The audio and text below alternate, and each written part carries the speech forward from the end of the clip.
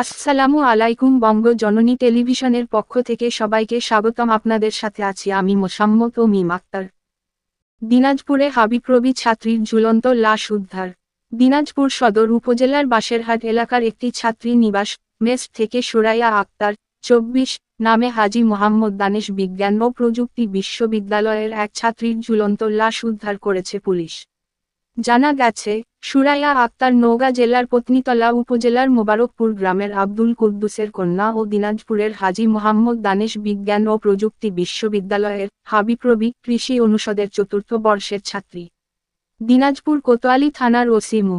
ফরিদ হোসেন জানান, সুরাইয়া আক্তার হাবিপ্রবি অদূরে মহাবলীপুরস্থ আছিয়া ছাত্রীনিবাসের 207 নং কক্ষে থাকত। ছাত্রী নিবাসের মালিক মো. লিটন কোতোয়ালি থানায় জানান যে, শয়নকক্ষের ফ্যানের সাথে গলায় ফাঁস দিয়ে আত্মহত্যা করেছেন ওই ছাত্রী। এরপর পুলিশ ঘটনাস্থলে গিয়ে সুমাইয়া আক্তারের ঝুলন্ত লাশ উদ্ধার করে। তিনি আরও জানান, পরিবারের লোকজন আসলে তাদের সঙ্গে আলোচনা করে পরবর্তী আইনানুগ ব্যবস্থা গ্রহণ করা হবে।